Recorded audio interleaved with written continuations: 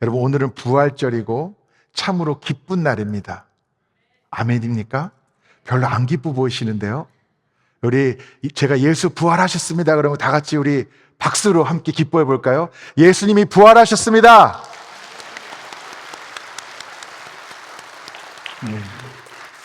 제가 전에 다녔던 교회에서는 이 예배 초에 항상 누군가가 Christ has risen 그러면은 나머지 분들이 He has risen indeed 이렇게 대답을 했었거든요. 그것도 한번 해볼까요? Christ has risen. 아멘, 아멘. 여러분, 부활절은요, 참으로 기쁜 날입니다. 참으로 기쁜 날인데 어떤 분들은 제가 기쁜 날이라고 설명 안 해도 이미 기쁜 분들이 계실 거고 어떤 분들은 오히려 지난주보다도 조금 더 얼굴이 지쳐 보이는 분들도 계세요. 근데 여러분, 괜찮습니다. 우리가요, 왜 괜찮냐면 기뻐하는 게 억지로 되는 게 아니잖아요. 아유, 목사님은 일주일 동안 좋은 일이 많으셨는지 모르겠지만 제가 지금 일주일을 어떻게 보냈는지 목사님 모르실 거예요. 기뻐해야 할 일이 있어야 기뻐하죠. 이렇게 생각하는 분들도 아마 계실 거예요. 그러나 여러분, 부활의 소망은요, 내 상황과 형편을 바라보는 것이 아닙니다. 부활의 소망은 주님을 바라보는 것입니다. 아멘. 아멘. 오늘 말씀을 보면은 부활절에 대한 말씀인데 여러분, 제가 부활절 말씀도 매년 전하니까 전할 게 없을 거라고 생각하시겠지만 부활절은 또 좀 달라요. 부활절은 제가 뭐가 힘드냐면 여러분께 하고 싶은 얘기가 너무 많아요. 근데 시간이 정해져 있기 때문에 오늘은 그냥 누가복음 24장 1절부터 12절 말씀만 중심으로 제가 전하려고 해요. 부활절 때 우리가 또 많이 나누는 얘기가 이 부활이 역사적인 사건이냐 아니냐, 진실이냐 아니냐, 이것에 대해서도 부활이 사실이란 증거, 이것만 갖다가도 여러분에게 나눌 내용이 너무나 많습니다. 그런데 오늘은 이 1절 말씀도 여러분과 함께 읽는데 안식 후 첫날 새벽에 이 여자들이 그 준비한 향품을 가지고 무덤에 가서 이렇게 말씀이 시작됩니다. 여인들이 무덤에 갔는데 이 부분을 잠깐 말씀드리자면 여러분, 이 마태, 마가, 누가, 요한 이 복음서마다 부활에 대한 기록이 있어요. 오늘 말씀을 보면 이제 마지막에 제자들 중에 이 여인들의 이야기를 듣고 무덤에 누가 달려갔다고 오늘 성경 기록되어 있죠? 베드로. 근데 요한복음에 보면은 이름은 언급이 안 되는데 다른 제자가 베드로보다 더 빨리 달려갔었다. 또 그렇게 기록이 돼 있어요. 그게 누구죠? 요한. 요한복음을 기록한 요한. 자, 오늘은 천사가 2명이 나오고 또 어디는 보면 1명이 나오는 것 같고 이 복음서들마다 내용의 차이가 있습니다. 그래서 어떤 분들은 어디는 천사가 1명이라고 그러고 어디는 2명이라고 그러고 어디는 베드로가 뛰어갔다고 그러고 어디는 또 누가 먼저 더 빨리 뛰어갔다고 그러고 이게 내용이 일관성이 없는 거 보니까 이거 다 지어낸 거 아니야? 이렇게 생각하는 분들도 있습니다. 근데 제가 한 가지만 짚고 넘어가자면 여러분, 천사를 1명 봤다고 거기 천사가 하나만 있었다 그렇게 기록한 건 아닙니다. 맞죠? 내가 한 가지를 기록했다고 해서 나머지 기록하지 않은 사건들이 안 일어났다는 뜻은 아니에요. 그러니까 여기는 언급되고 여기는 언급 안 됐다고 해서 이게 일관성이 없는 거다 이렇게 이야기하는 것이 아니라 여러 복음서가 내용이 다른데도 이 한 책에 다 그것을 모은 이유는 무엇이냐? 그 여러 가지 다른 기록을 통해서 조금 더 온전한 그림을 저와 여러분이 그릴 수 있도록 이렇게 책들이 합쳐진 것이죠. 그런 열린 마음으로 여러분이 이 말씀을 보셨으면 좋겠는데 확실한 것은 오늘 말씀에서 여자들이 무덤을 향해서 가긴 갔는데 그들은 무엇을 가지고 갔어요? 향품을 가지고 갔습니다. 그들은 예수 그리스도께서 부활하신 것을 미처 생각하지도 못했고 그것을 깨닫지도 못했고 믿지도 않았습니다. 예수님이 죽었다고 생각했지만 그럼에도 불구하고 그들은 무덤에 갔죠. 왜? 예수님에 대한 어떤 마음이었습니까? 그들은 예수님에 대한 지극한 사랑이 있었어요. 그러니까 예수님이 다시 살아나셨기 때문에가 아니라 죽어 계시더라도 자신들의 향품을 통해서 정성스럽게 예수님을 향한 사랑을 표현하고자 하는 간절한 마음이 그들에게 있었던 거예요. 자, 이게 왜 의미가 있느냐? 때로는 우리의 믿음이 온전치 못할 때도 있습니다.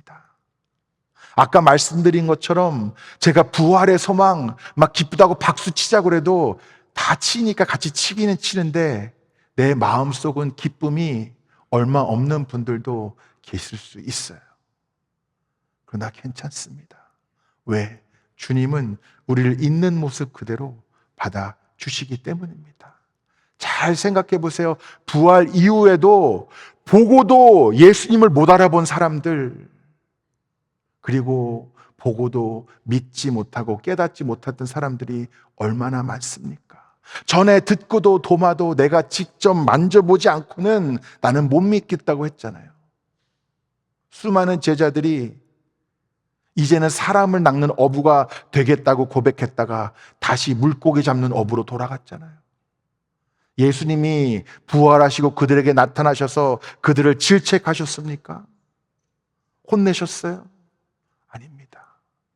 그들에게 나타나시사 그들을 위로하시고 힘들게 물고기를 잡으려고 애쓰는 그들을 위해서 따뜻한 음식을 준비하시고 오히려 주님은 그들에게 나타나시사 그들을 위로하심으로 그들의 소망이 되셨습니다.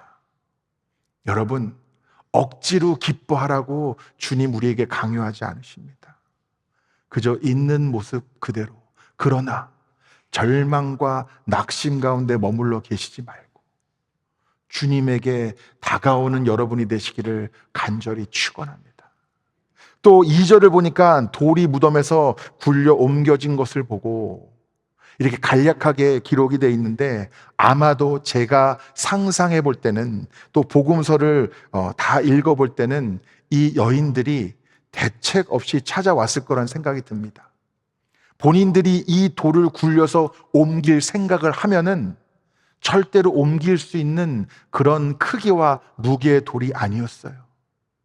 그러니까 그냥 너무 예수님의 죽음이 안타깝고 예수님을 사랑하는 마음이 많다 보니까 사실 지금 이 사람들이 무덤 근처에서 어슬렁거릴 때가 아닙니다. 까딱 잘못하면은 우리가 뭐라고 그래요? 불똥 튄다고 그러잖아요. 예수님도 붙잡혀서 사형을 당했는데 괜히 예수님과 같이 다녔다는 그런 죄목으로 어떤 불이익이나 해코지를 당할지 모르는 그때 이 여인들은 무덤에 찾아간 겁니다. 왜? 너무나 사랑해서. 근데 가보니까 이 돌이 옮겨져 있어요. 자신들의 근심이 순식간에 사라졌습니다.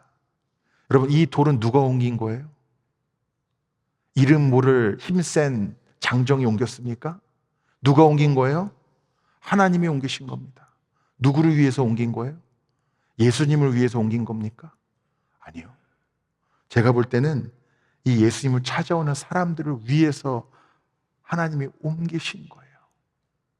누구를 위해서 일하시는 거예요? 이 모든 지금 계획과 섭리 가운데는 하나님 자신이 아닌 그 백성들.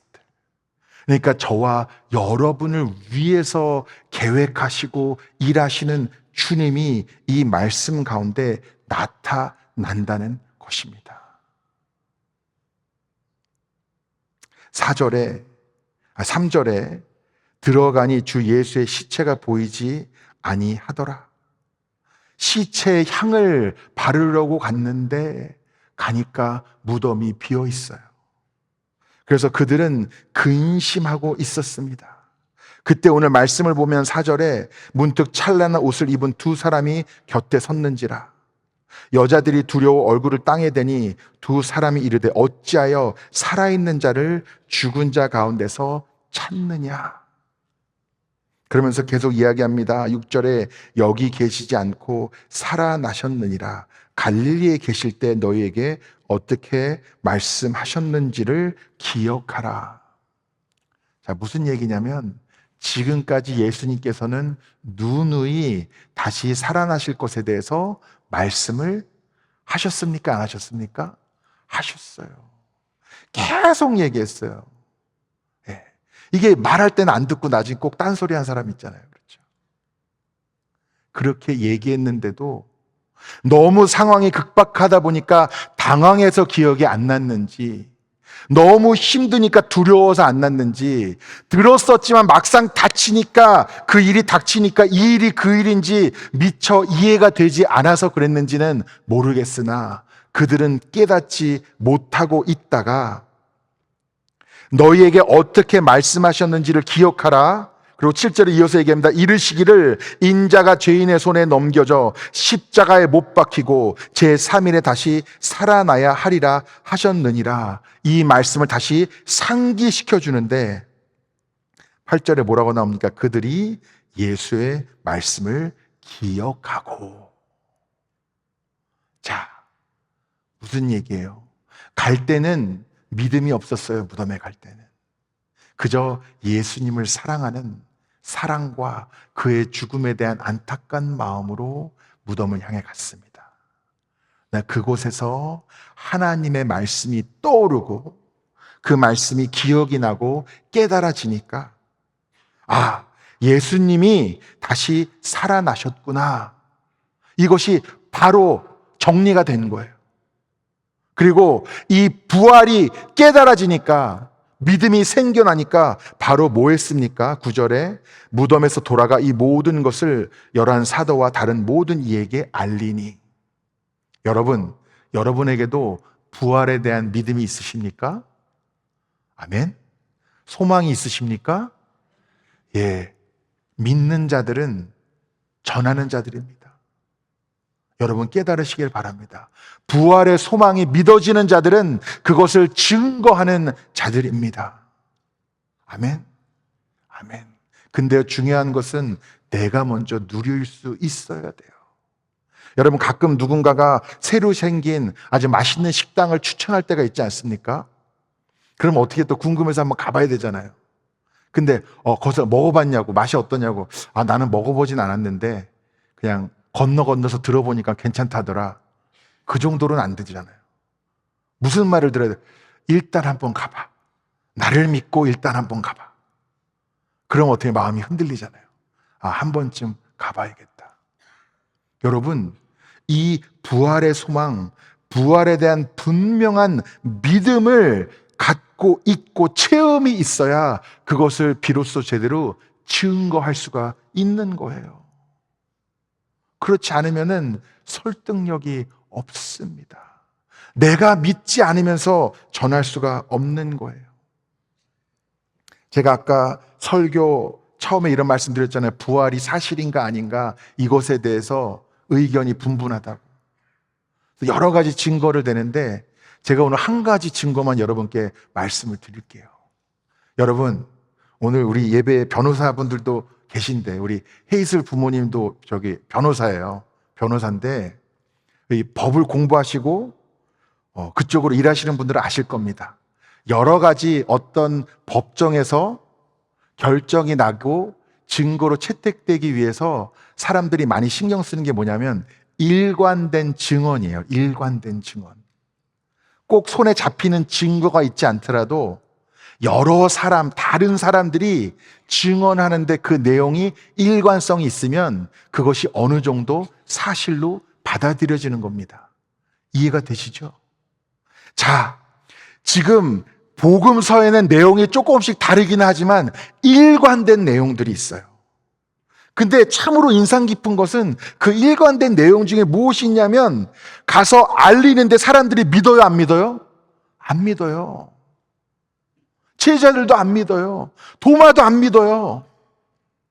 안 믿는 사람들이 허다했고 눈앞에 있어도 못 알아보는 사람들이 허다했고 여러분이 만약 사실이 아닌 이야기들을 기록을 할 때 여러분 이런 이야기들 여러분 같으면 솔직히 다 기록하시겠어요?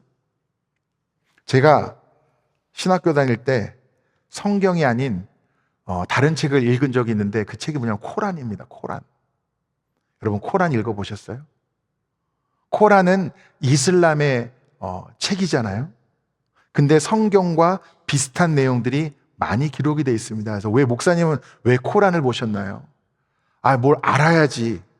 그렇지 않습니까? 목사가. 이게 뭐가 잘못됐든 어쨌든 알아야지 제가 뭐라고 말을 할 거 아니에요. 그래서 열심히 공부했습니다. 그런데 이 코란에도 아브라함도 나오고 예수님도 나오고 성경의 인물들이 다 기록이 됐거든요. 근데 성경과 코란과 여러 가지 차이가 있지만 그런 여러 성경의 인물과 선지자들의 기록에 대해서 근본적인 차이가 있어요. 그게 뭐냐면 우리 성경에는 아브라함도 여러분 흠이 있었습니까? 없었습니까?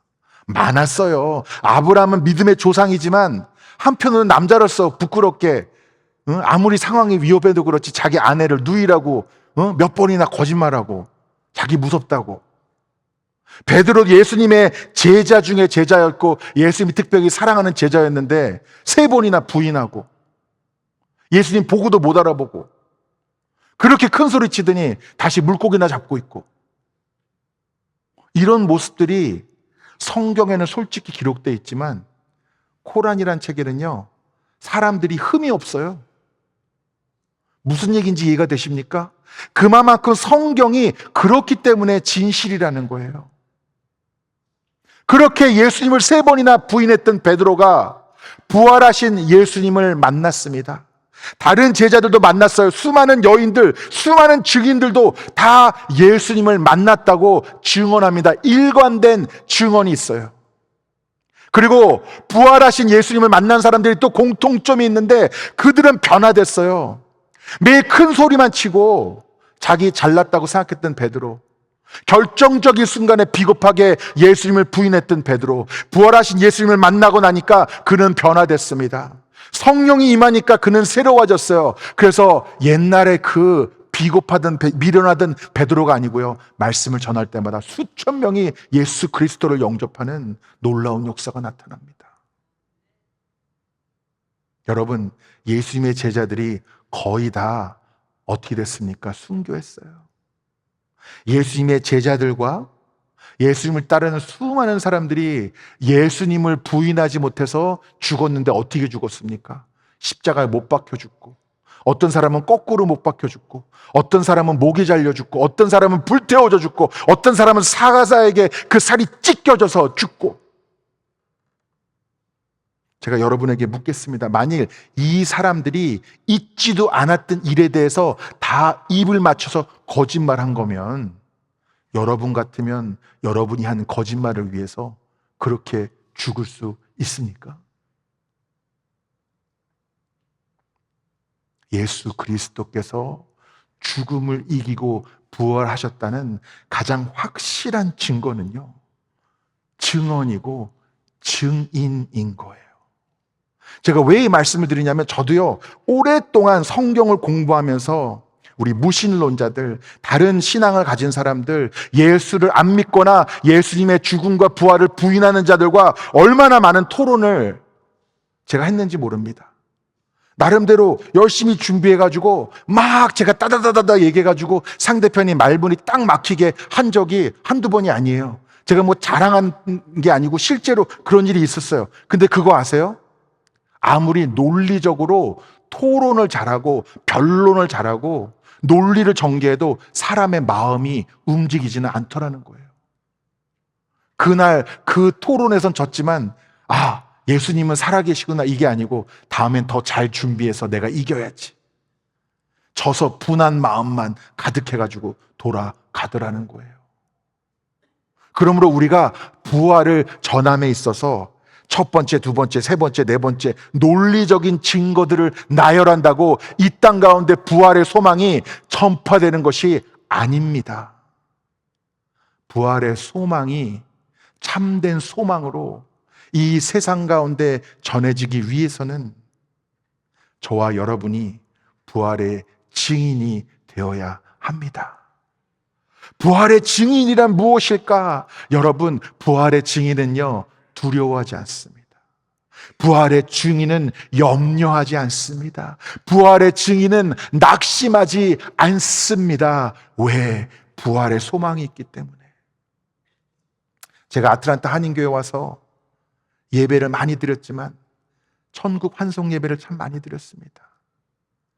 예배를 드릴 때마다 슬픔과 눈물도 있지만 그 가운데서 우리가 소망이 있는 것은 우리의 육신은 이 땅 가운데서 언젠간 다 썩어 없어질 존재이지만 우리는 주님 품에서 다시 만나 영혼을 함께 누리게 될 줄 믿습니다.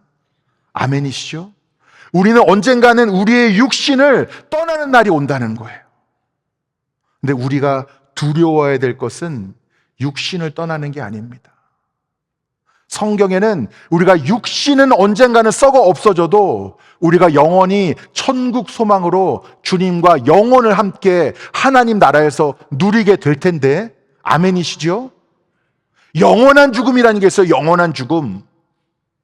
영원한 죽음은 우리의 육신과 분리가 되는 게 아니라 영원한 죽음은 영원히 하나님과 단절되는 거예요.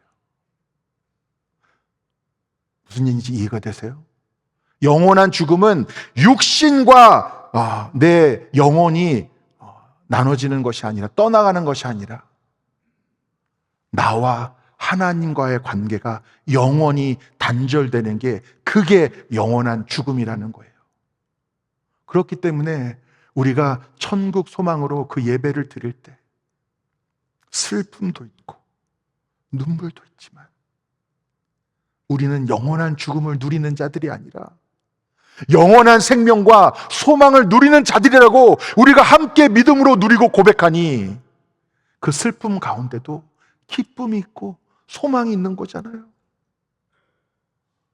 여러분, 부활의 소망으로 사는 자는 지금 내 건강 상태가 좋지 않다고 해서 낙심하지 않습니다. 사업이 잘 되고 있지 않다고 해서 절망하지 않습니다. 상황과 환경을 보며 두려워하고 낙심하고 절망하는 것이 부활의 소망이 아니라는 거예요.